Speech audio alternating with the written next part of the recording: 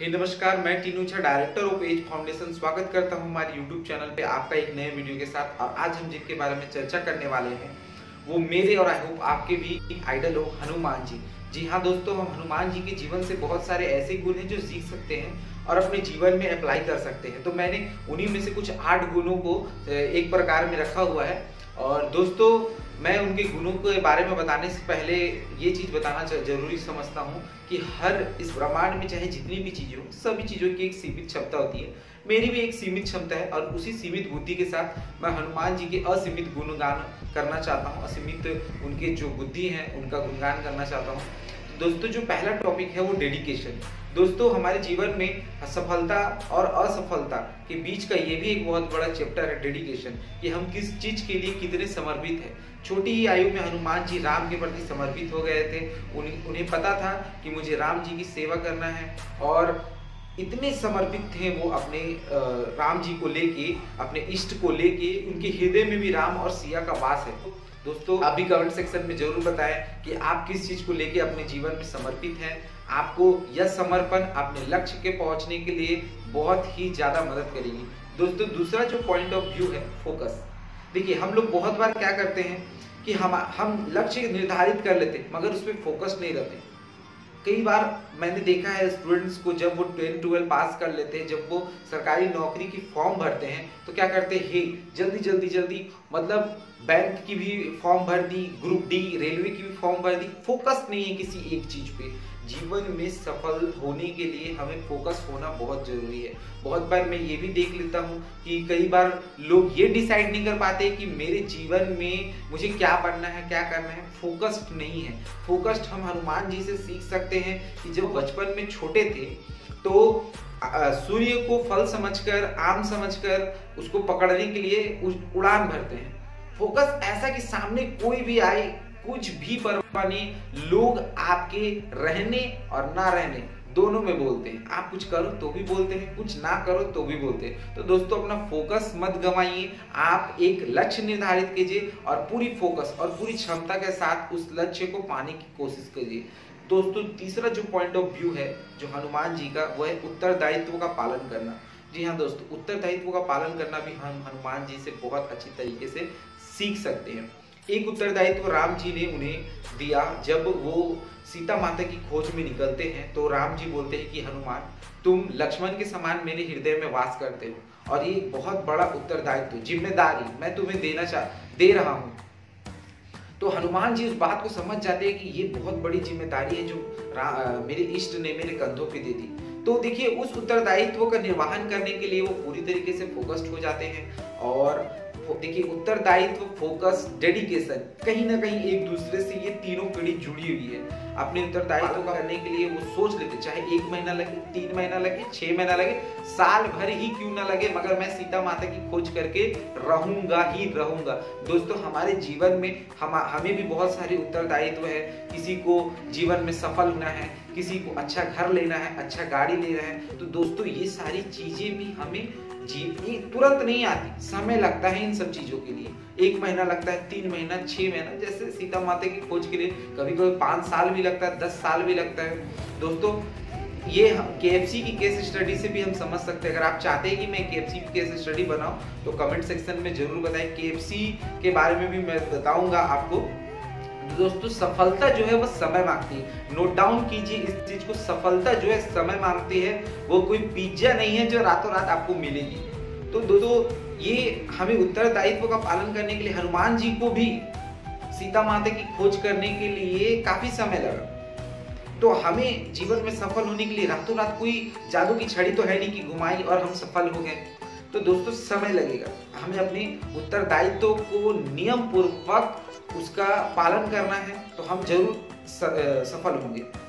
चौथा जो point of view है दोस्तों, नियमों का पालन करना। चाहे जीवन हो, चाहे खेल हो, जीतता वही है जो नियमों का पालन करता है। अगर हम चाय भी बनाते हैं, अगर हम 5 लोगों के लिए चाय बना रहे हैं तो उसमें कितना पानी डालना है, दूध डालना है, चीनी डालना है, चाय पत्ती डालना है और कितने देर तक उसे उबालना है, ये डिपेंड करता है चाय की क्वालिटी पे।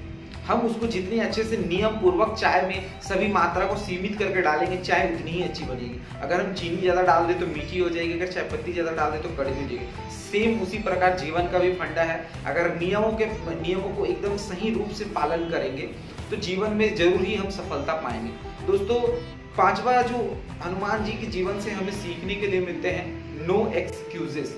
जी हाँ, जब लक्ष्मण को बाण लग जाता है तब राम जी हनुमान जी को बोलते हैं कि लक्ष्मण को जीवित करने के लिए संजीवनी बूटी की जरूरत है, तो यह वो भी सूर्य उदय से पहले लाना है और यह काम सिर्फ तुम ही कर सकते हो हनुमान। तो देखिए, उस समय हनुमान जी ये नहीं बोलते नहीं खाया है, मुझे कहीं जाना है। दोस्तों, जीवन में सफल होने के लिए नो एक्सक्यूजेस, मतलब कभी भी बहाना मत कीजिए। जो काम आप अभी कर सकते हैं उसको अभी समाप्त कीजिए, जो आज कर सकते हैं वो आज समाप्त कीजिए। अगर आप अपने कामों को कल के भरोसे टालते रहेंगे तो जीवन में जो सफलता आज आने वाली है वो भी कल हो जाएगी। देखिए, हनुमान जी ने उसी पल उसी क्षण पूरी शक्ति के साथ जोर लगाया और संजीवनी बूटी को लेने के लिए चले गए। बीच में एक राक्षस भी उसे मिलता है उसको असफल करने के लिए, लेकिन वो पूरी शक्ति के साथ, और जब उस वहां पर जाते तो भी उसे समझ नहीं आते कि कौन सा संजीवनी बूटी है। वो क्या करते, पूरी पहाड़ को ही उठा के ले आते हैं। दोस्तों, एक्सक्यूजेस मत दीजिए। जीवन में सफल होने के लिए एक्सक्यूजेस अगर आप दे देते हैं तो क्या होता है, जीवन में आप सफल नहीं हो पाइएगा। ये जीवन की बहुत बड़ी कड़ी है आपकी। छठा जो रूल है, परिस्थिति के अनुसार खुद को ढालना। आपको वो घटना याद होगी जब हनुमान जी सीता माता की खोज के लिए समुद्र पार करते हैं, तब उसे एक राक्षसी मिलती है। वह राक्षसी हनुमान जी को खाना चाहती है। खाने के लिए जैसे ही राक्षसी अपना मुंह को बड़ा करती है, जैसे जैसे हनुमान जी को खाने के लिए वो मुंह बड़ा करते हैं, हनुमान जी उससे बड़े होते चले जाते हैं। अगर ये 1 गुना करे तो हनुमान जी 2 गुना बड़े हो गए, 2 गुना करे तो 3 गुना हो गए, 3 गुने करते ऐसे करते बहुत विशाल रूप धारण कर लेते हैं।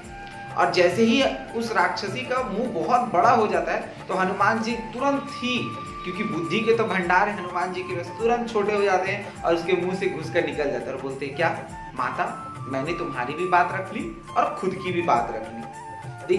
देखिए दोस्तों, जीवन में यही चीज है, परिस्थिति के अनुसार खुद को ढालना। छठा जो गुण है, निरअहंकार। दोस्तों, वैसे तो हनुमान जी के पास बहुत सारी असीमित शक्तियां, बहुत बुद्धिमता और भी बहुत सारे गुण, शायद उसका मैं बखान भी ना कर पाऊं। इतनी सारी चीज होने के बावजूद भी उनके अंदर एक क्वालिटी जो सबसे बेस्ट, जो मुझे बहुत अच्छी लगती है, वो है निरअहंकार। हमेशा हनुमान जी राम जी के सामने झुक के रहते, कहते थे कि प्रभु जो भी हुआ आपने किया। जबकि राम जी भी जानते थे कि हनुमान शिव का अवतार है और असीमित गुण इनके अंदर समाहित है, मगर फिर भी हनुमान जी क्या बोलते थे कि प्रभु जो भी हुआ आपने किया। दोस्तों, आज के दौर में हमारे पास क्या होता है कि हमारे पास थोड़ी सी उपलब्धि क्या आती है, हमारे पैर जो है वो जमीन छोड़ने लगते हैं। जमीन छोड़ने के मतलब है कि दोस्तों, हम हवा में उड़ने लगते हैं। मैं आपको ये दावा करके कर सकता हूँ कि जीवन में चाहे आप जितना भी पैसा कमा ले, गाड़ी घोड़ा बंगला, चाहे कुछ भी खरीद ले, अगर जीवन में आपके पैरों ने जमीन नहीं छोड़ा तो किसी का बाप आपको गिरा नहीं सकता। तो दोस्तों, जीवन में आप हमेशा इस बात का याद रखें कि कहीं आपके अंदर अहंकार तो नहीं आ जा रहा। अगर अहंकार आ रहा है तो जल्दी से उस अहंकार को दूर करने का प्रयास करें, वरना आप बहुत जल्दी सफलता से असफलता की ओर आ जाएंगे। और इन सबों के बावजूद जब ये सब गुण किसी के अंदर आ जाते हैं तो बहुत बड़ा 8वां और सबसे इम्पोर्टेंट पावरफुल लीडर बन जाता है। और हम सभी जानते हैं कि हनुमान जी कितना बड़ा पावरफुल लीडर था। अगर ये 8 गुण हम अपने जीवन में ले लेते हैं तो हम भी एक बहुत बड़े लीडर के रूप में उभर के आ सकते हैं। पावरफुल लीडर इतने थे हनुमान जी की, उनके ही नेतृत्व में कितनी युद्ध राम जी ने विजय पाया, उनके नेतृत्व में समुद्र पे पुल का निर्माण हुआ। जब ये गुण आपके अंदर आते तो आप ऑटोमेटिक पावरफुल लीडर के रूप में उभर के आ जाते। तो दोस्तों, मैं अपने बुद्धि के हिसाब से, अपनी क्षमता के हिसाब से हनुमान जी के गुणों का वर्णन किया। दोस्तों, अगर आपको इन 8 गुणों में से कौन सा गुण अच्छा लगा, कमेंट सेक्शन में बताएं। हमारे चैनल को लाइक, शेयर और सब्सक्राइब जरूर करें।